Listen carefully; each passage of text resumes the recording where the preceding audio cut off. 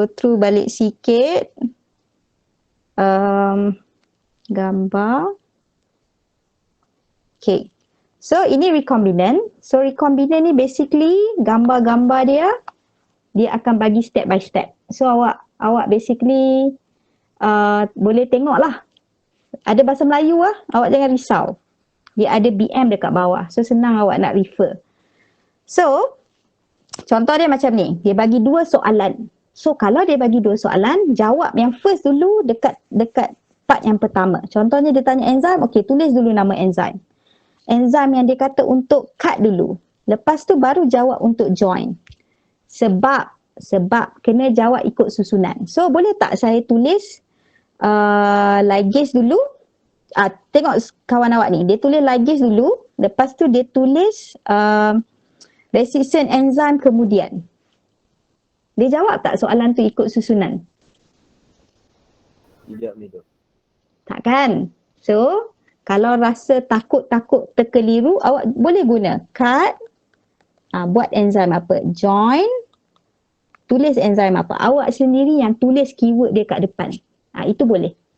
Okay, cut apa, join apa, tulis. Walaupun tak ikut susunan, at least awak dah clear. Awak dah buat keyword enzim tu dekat depan. Walaupun tak ikut susunan, okey. Tapi kalau tak nak tulis, pastikan jawab cut dulu kat depan, join jawab kemudian, ikut soalan. Alright.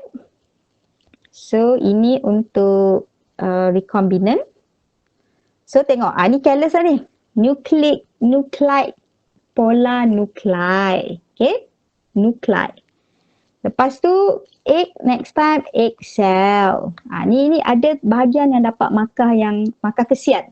So, ingat. Mungkin awak hilang markah dekat tempat-tempat yang tak sepatutnya. Okay. So, ada soalan tak nak tanya? Any questions? Okay. Identify state. Ni semua level yang satu markah. Jawapan pendek-pendek. Okay. Tapi kalau importance tu, basically okay. Important ni, okay, katalah awak tak ada idea. Ataupun dia guna perkataan significant. Alamak, tak tahulah apa benda significant. Kalau dah jam sangat-sangat, awak boleh jawab dia punya function. Contohnya, katalah proses tu function dia untuk produce contohnya polypeptide. Contoh. Ataupun proses tu untuk produce sperm. Dalam kes ni, proses dia untuk produce sperm. So, sebab dekat gambar tadi, lepas differentiation, sperm tu ada echo. So, kalau awak relate, important dia kalau benda tu tak jadi, kiranya function differentiation tu adalah to produce sperm. So, awak boleh guna function tu sebagai satu jawapan importance. Boleh guna. Okay, sebab the sperm will mature. Kan? Maksudnya differentiation adalah function untuk maturekan sperm. Daripada tak ada echo, ada tail, ada head, ada semua structure. So awak boleh pusing sikit ayat function untuk jawab soalan importance. Alright? Boleh? Faham kan? Kalau dah tak ada idea lah. Boleh? Okay. Boleh, Med. So soalan soalan ni dia tanya negatif. Soalan ni dia berbau negatif. What happen if absent? Absent tu tak ada ataupun fail ataupun cannot happen. Kalau jawapan negatif, soalan negatif, jawapan mesti negatif. Faham maksud saya? Ini bukan negative feedback tau. Ini maksudnya dia bagi masalah dekat soalan tu. Dia kata what happen kalau DNA helicase cannot produce, contoh. What happen if centriole is not functioning? Apa-apa bunyi-bunyi yang negatif dalam soalan, absent ke, fail ke, cannot function ke, have problem ke, apa-apalah. Jawapan mesti negatif. Contohnya, sekarang ni dia tanya apa jadi kalau seminiferous tubule tu tak ada. Seminiferous tubule ni adalah satu location dekat mana sel Leydig tu duduk. Sel Leydig ni dia bagi nutrien. So kita tengok function benda tu, oh Leydig ni dia bagi nutrien. So apa jadi kalau dia tak ada? So mestilah sperm tak dapat nutrien. So jawapan awak pun mesti negatif juga. Maksudnya sperm akan kurang. Sperm akan reduce ke affected ke. Affected tu maksudnya kena bagi satu perkataan yang kuat untuk dapat markah. Tak boleh macam jawapan tu macam nak bagi markah ke tak? Contohnya jawapan tu no sperm ke, sperm will be reduced ke, contohnya the process cannot happen. Boleh ya, faham maksud saya? Kalau soalan negatif, jawapan mesti negatif. Boleh? Boleh madam, boleh. Okay, kalau jawapan kalau jawapan tu positif, contohnya what happen if there is more ribosome? Contohnya dia kata ribosome ada banyak. Contohnya progesteron tinggi. Dia mempositifkan maklumat tersebut ataupun sel tersebut jadi banyak. So jawapan pun kena banyak. Maksudnya contohnya kalau ribosom banyak, translation boleh berlaku lebih cepat. Jawapan tu kena positif. Kalau satu ribosom ada satu je polipeptide. Kalau ada banyak ribosom mesti banyak polipeptide. Maksudnya we can produce more polypeptide in shorter time, more efficient. Jawapan pun kena happy-happy. Kalau soalan happy, jawapan kena happy. Kalau soalan sedih, jawapan kena sedih. Okay, faham ah? Ini bukan feedback tau. Ini bunyi soalan. Okay, boleh ya? Ada soalan? Boleh Miss. Okay, Ariel, saya ada soalan untuk question. Q inserted. Jadi untuk step pun boleh. Ariel nanti saya jawab lah. Saya tak sempat tengok lagi dekat WhatsApp. Alright, ini untuk soalan. Lagi apa lagi awak nak tanya? Okay, ini dah. Okay, apa lagi masalah awak dengan soalan? Tak faham apa lagi? Ingat, kalau dia kata based on diagram, kena tengok gambar baru jawab. Jangan jawab suka hati. Jangan jawab apa benda dalam nota tu copy paste. Tengok gambar ni. Apa ada dalam gambar ni? Gambar ni ada kromosom, cakap pasal kromosom. Gambar ni tak ada centriole ke, tak ada benda-benda tu jangan sebut. Boleh ya? Apa ada dalam gambar saja sebut. Boleh? Okay. Boleh, madam. Alright, so saya ada a few questions. Cuba try jawab. Kejap, saya launch. Okay, tolong jawab. Cuba jawab. Yang mengantuk-mengantuk tu.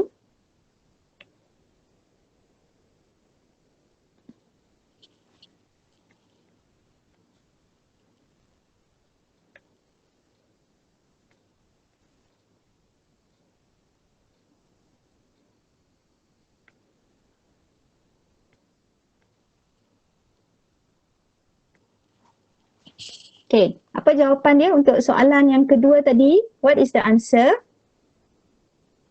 Kenapa bio susah? Apa yang susah? Susah-susah dahulu. Awak ni pandai je. Okay, kenapa kurang hafal? Sebab hafal last minute kan? Kalau awak hafal awal sepatutnya tak ada masalah. But don't worry, you still have 2-3 days. Okay, yang tak faham soalan tu kenapa? Okay, contoh kan? Okay ya. Mana soalan panjang? Kita tengok ada tak soalan yang panjang-panjang yang kan saya kata tips untuk soalan panjang. Okay, katalah ni awak rasa panjang. Explain how enzyme B. Okay. Soalan ni nak tahu pasal enzyme B. Bukan enzyme C, bukan enzyme D. Okay, enzyme B ni apa? Apa part tu soalan tu? Soalan kat hujung tu. Attach.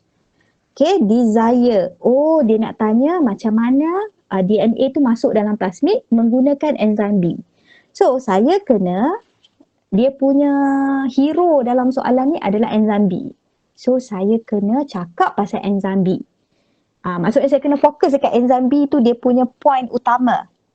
Tapi bukan enzim B dekat tempat lain. Hanya bila dia insert DNA kepada plasmid.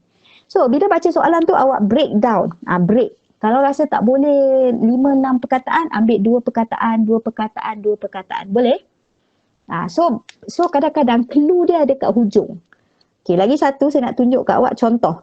Ni yang saya kata statement dalam soalan. Student bila dia excited sangat, terutamanya student yang dia overconfident, dia tak baca tau benda ni. Dia macam, biarlah saya terus nak baca soalan. Dia dengan confidentnya terus pergi, sibuk nak pergi tulis jawapan. Sedangkan ada clue dekat atas ni. Contohnya soalan ni dia tulis somatic cell. So awak dah dapat idea sebenarnya ini mitosis. Ini bukan meiosis. Kadang-kadang jawapan ada dalam pernyataan di atas soalan. Sama juga macam ni. Ni pun kadang-kadang student tak baca pun. Dia dah tulis dah meiosis. So awak confident lah bila nak tulis jawapan. Oh, saya tak boleh tulis pasal mitosis dekat soalan ni. Sebab statement dah tulis jelas-jelas ini adalah meiosis. Okay, dia dah tulis dah meiosis. So awak confident lah nak tulis apa, crossing over ke, synapsis ke, yang ada kaitan dengan meiosis. Satu ke, dua ke, kalau yang tak ada kaitan, kita tak nak tulis lah. Sebab ada clue dekat atas. Okay, so soalan tu kalau tak faham, pecahkan. Okay, cuba tengok soalan ketiga. Recombinant DNA colonies will appear apa? Tadi kan saya dah tunjuk table dia. Biru ke putih? Biru ke putih? Putih. Putih. Dan kita select ke kita buang? Select. Ingat, blue buang. Blue buang, kita remove, white select. Yang recombinant lah yang ada. Okay, tengok soalan yang ketiga. Apa step number 3? Kenapa ada orang jawab jawapan lain ni? Apa? Insertion. Ada lagi yang jawab transformation. Hafal lah, ikut susunan. Jangan hafal suka hati, tak boleh. Dia ada step. Okay, one amino acid kita panggil apa? Kalau dia berubah one amino acid saja. Mutation? Missense mutation. Missense. Okay, jangan tertinggal mutation. Kena tulis dalam soalan. Kalau tidak, missense tu tak ada maksud apa-apa. Dia bukan biology punya term. Awak kena tulis mutation. Okay, so lagi satu jangan eja bahasa Melayu. Contohnya enzim. Awak suka enzim. Protein. Protein. Awak suka eja protein macam ni kan? Bahasa Melayu dengan bahasa Inggeris tu jangan... Macam mana? Kalau awak rasa perkataan tu macam selalu tengok, itu bahasa Melayu lah tu. Sebab awak banyak tulis DM kan. So nampak dia macam pelik tu, mungkin bahasa Inggeris. Kalau nampak macam awak biasa tengok, itu selalunya bahasa Melayu. Alright. Okay. Last soalan. Tulislah alang-alang. Okay, ada soalan lagi untuk saya jawab? I think I go through all the questions. Chapter graph. Okay, graph ni ingatlah. Lag dulu Lag dulu. A dulu baru log. Jangan tertukar. Lag dulu baru log. Takut awak tertukar. Apa lagi? Soalan jangan takutlah. Dia pecah-pecah kecil-kecil. So kalau hilang markah pun tak adalah banyak. Dan saya harap semua orang tulis sesuatu. Jangan tinggal kosong. Tulislah apa-apa pun. Jangan tulis alamat rumah awak, sudah. Tulis je lah. Okay, so hopefully everybody at least semua orang boleh dapat B+ ke atas. Take your time, relax. Jangan panik. Susun perkataan. Okay, contohlah awak nak buat essay pasal recombinant. Okay, recombinant ni white. Okay, apa lagi? Tulis dulu. Apa yang terlintas tu tulis dulu. Tulis titik-titik-titik. Buatlah draft dulu. Oh, white. Apa lagi? Oh, dia beta-galactosidase tak produce. Laczac. You just idea tu letak dulu. Kalau rasa nak buat ayat tu macam panik, untuk kurangkan panik awak, conteng-conteng dulu kat tepi. So, bila awak rasa macam, okay, ada sikit, okay. And then only you start writing. Okay, katalah. Masih lagi jam. Okay, tengok soalan. Describe. Describe ni sama je macam explain. Sama juga macam how. Describe, explain, how, why. Lebih kurang je. Dia nak explanation tu dalam. Panjang. So, Screening. Okey, katalah tak tahu. Okey, tak tahulah nak tulis apa. Okey, tulis benda yang awak tahu dalam soalan. Contohnya, screening yang saya ingat adalah blue white. Tulis dululah. The screening is blue white screening. Tulis dulu apa yang awak boleh tarik dari soalan. Yang awak rasa macam warming up supaya awak rasa confident untuk tulis ayat yang seterusnya.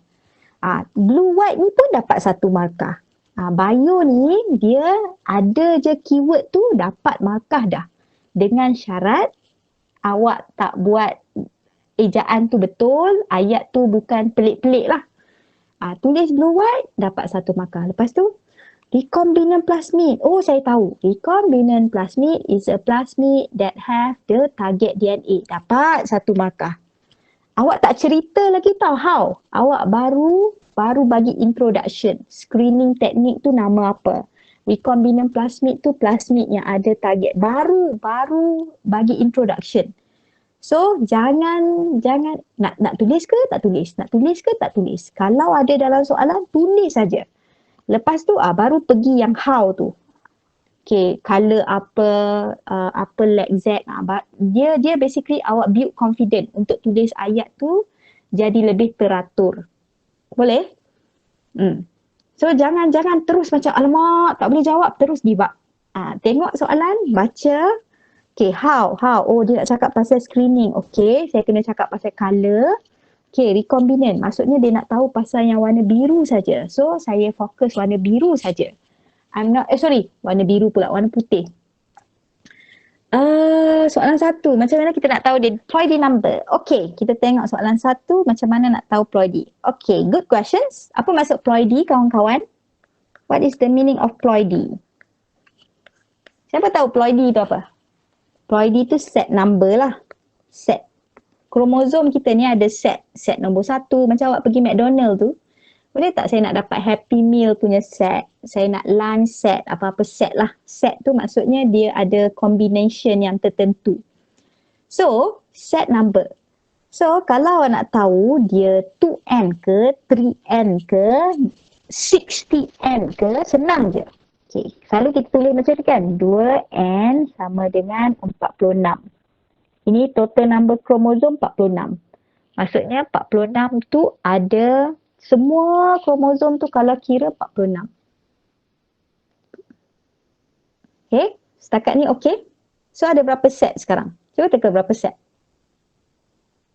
Kalau 2n equal to 46, berapa set? Cepat, berapa set? Ploidy ni set number diwakili oleh n. Awak kan buat matematik kan, ada perkali lah, x lah, y lah. So 2n equal to 46, berapakah set number dia?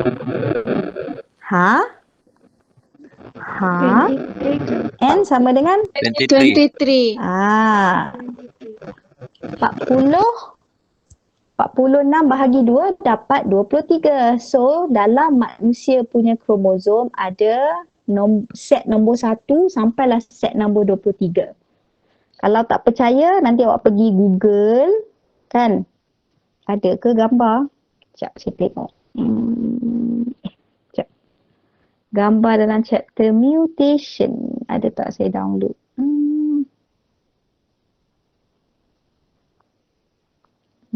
Chapter mutation. Alamak, macam tak ada. So, nantilah awak tengok. So, kalau awak tengok, dia ada kromosom tu ada set 1, set 2, karyotype ada set 3, set 4, set 5, set 6, 7 sampai 23. Maksudnya setiap kromosom tu lain-lain saiz. Set 1 kecil, set 2 besar, set 3 sederhana, banyak saiz lah. Ada 23 jenis saiz yang berbeza. Okay, 23 ni X dengan Y lah. XX atau XY, lelaki ke perempuan ke jantina. So itu masuk set. Set nombor 1, set nombor 2, set nombor 3. So manusia ada 23 set tau. Kromosom yang boleh dilabel. Setakat tu boleh? Faham tak? Number set tu. N23 tu ada 23 set. Setakat tu boleh? Okay, so cuba tengok dekat setiap set tu. Ada berapa kromosom dekat setiap set? Cuba tengok. Satu dari ayah, satu dari ibu kan? Betul tak? Satu set ada dua salinan kan? Satu ayah bagi kromosom, satu mak bagi kromosom. So ada dua lah. Sebab tu kita tulis dua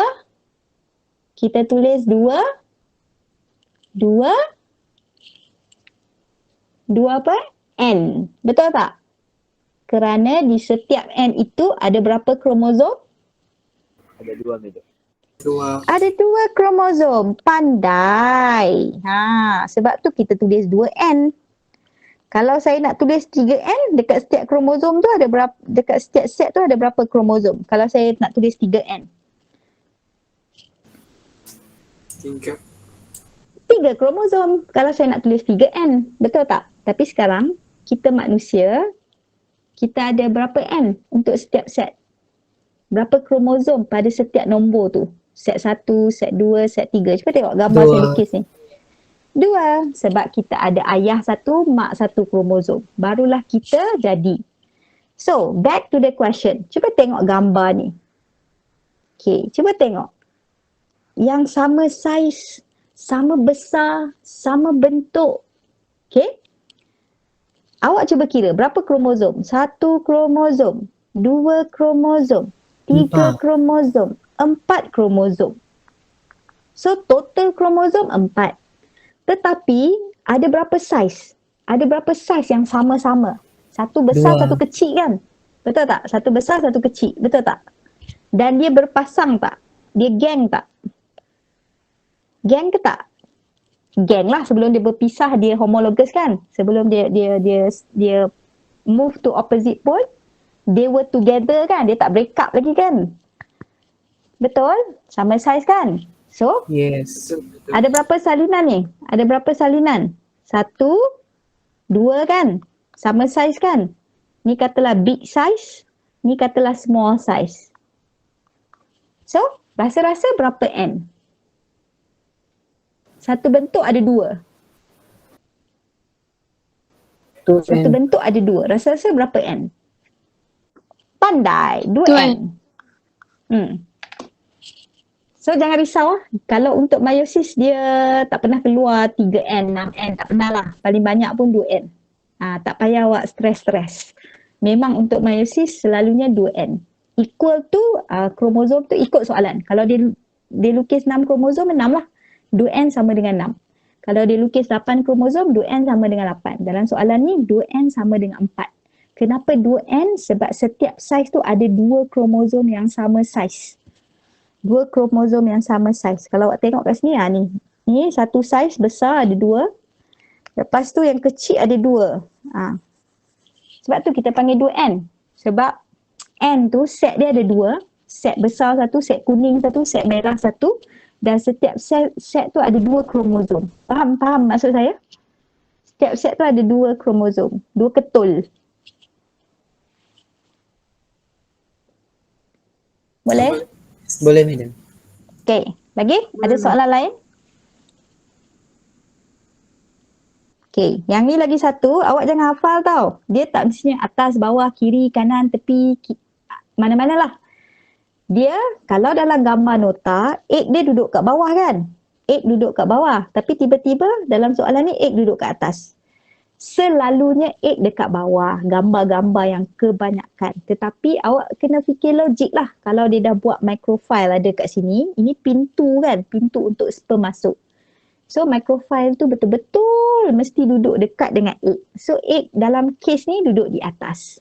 So tolong, walaupun awak dah study betul-betul, bila exam nanti tengok gambar contek-contek. Microfile kat sini lah, oh ini mesti egg.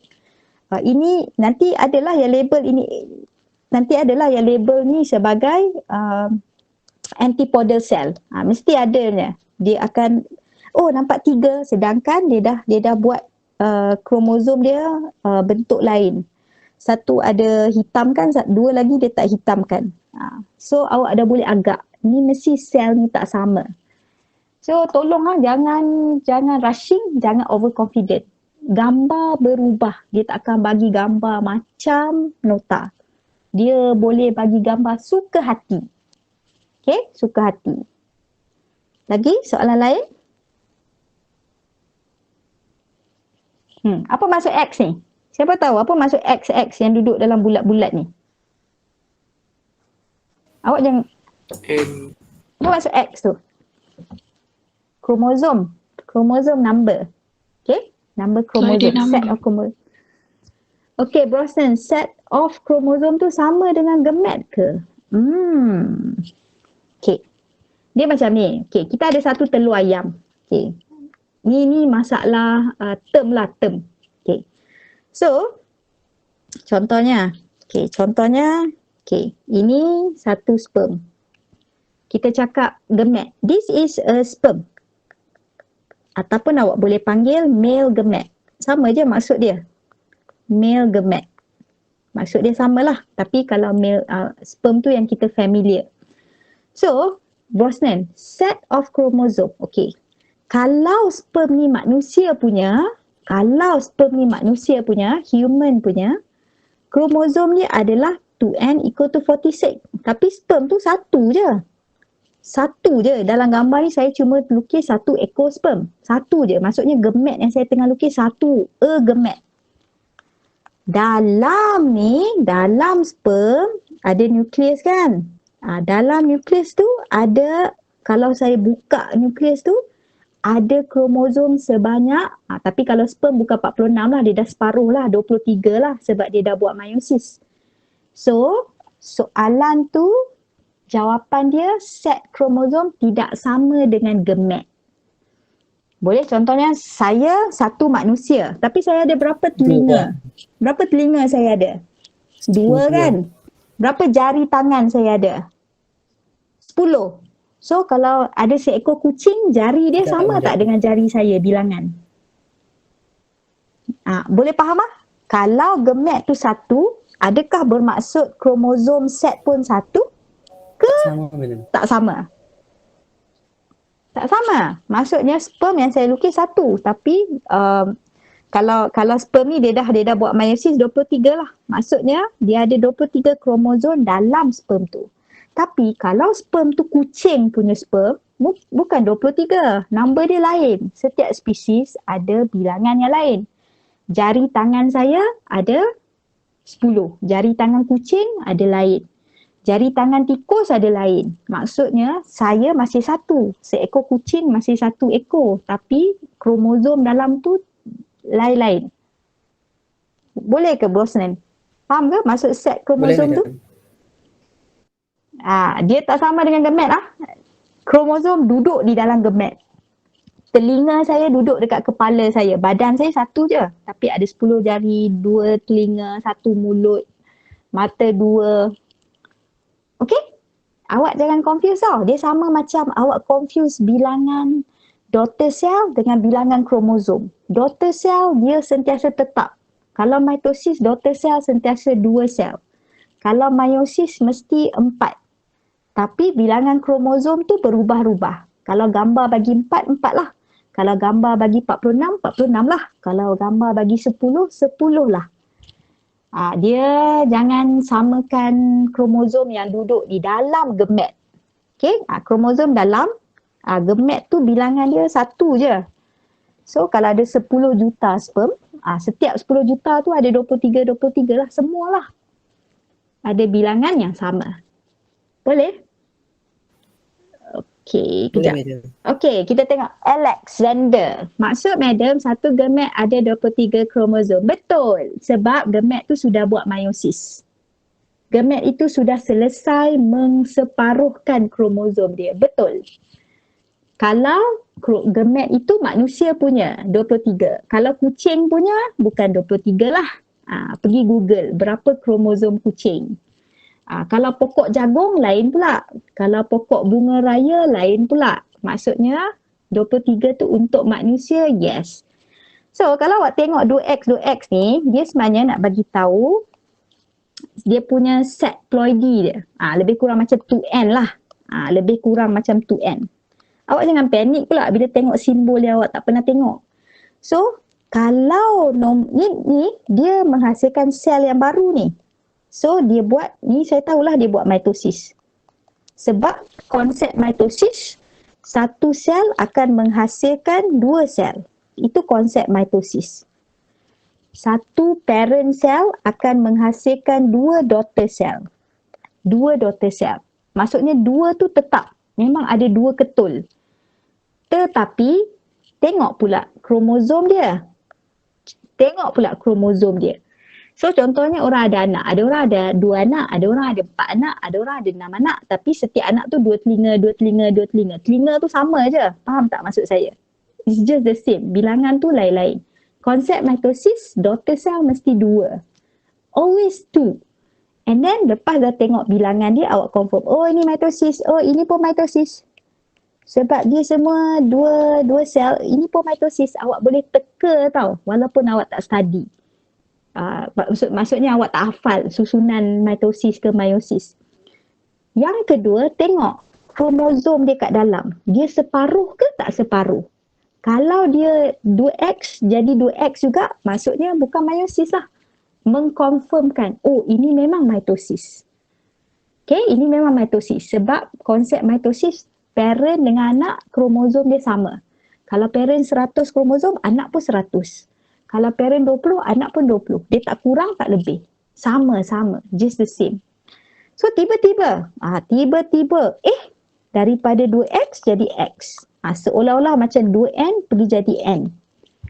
Ini konsep apa? Meiosis ke mitosis? Mitosis ke meiosis? Meiosis. Kalau meiosis, dia dah separuh kan? Kenapa dia kena separuh? Sebab sperm nanti nak jumpa dengan egg. Takkanlah nanti 46 jumpa 46 jadi 92. Awak jadi apa? Biawak pula lepas ni. Tak boleh lah. Kromosom tu kena kekal. Kalau manusia 46, selama-lamanya 46. Kecuali ada yang plus 1, kurang 1, yang penyakit-penyakit tertentu lah. Jadi dia kena separuh kan? So check. Ini meiosis 1, ini meiosis 2. Sebab konsep meiosis, dia kena hasilkan 4 daughter cell. Dan 4 daughter cell tu kromosom dia kena half. So back to Alex punya soalan, gamet dia katalah kat sini 2X sama dengan 46. Dia punya anak ni semua akan jadi 23 lah. Kromosom dia 23. Semua akan jadi 23. Kalau ni manusia lah. Tapi dia tak sebut pun. So kita tulislah suka hati. Okay, boleh? Alex? Boleh, madam. Boleh? Boleh, miss. Okay, ada soalan lagi? Jangan panik lah, jangan takut dengan meiosis, mitosis. Ni application. Awak belajar chapter 3, awak apply dekat chapter 8. So kalau bilangan sama, kromosom pun sama, itu maksudnya bukan mitosis, bukan meiosis. Ini adalah differentiation.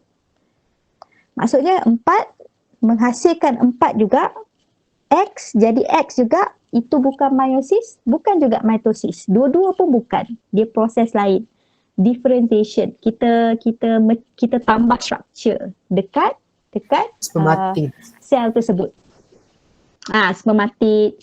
Maksudnya kita tambah echo, tiba-tiba tak ada echo, tambah echo, bagi dia boleh swim. So benda-benda tu lah. Sebenarnya awak tak hafal pun, berdasarkan gambar ni awak boleh hentam yang logik. Boleh hentam yang logik. Dengan syarat awak tahu meiosis tu half ke tak half.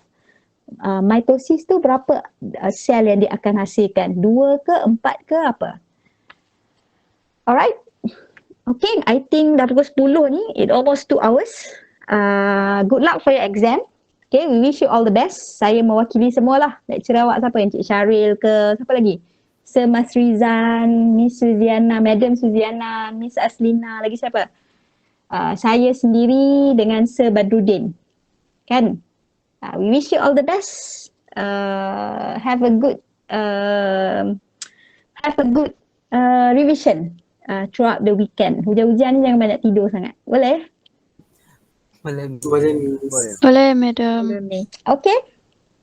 Kalau ada soalan, boleh PM saya lah lepas ni. Boleh tanya number dekat kawan-kawan yang lain. Tanya lecturer pun boleh. Alright. I think that's it for today. Enjoy your exam week. Okay, we pray Thank you, for the Miss. best. Thank you, Okay, madam. thank you. Thank you, Miss. Thank you, Miss. Good Thank you, night. thank you. Bye-bye. Thank you, madam. Goodbye. Good night. Thank you, Miss. Thank you, thank you, thank you. Bye-bye.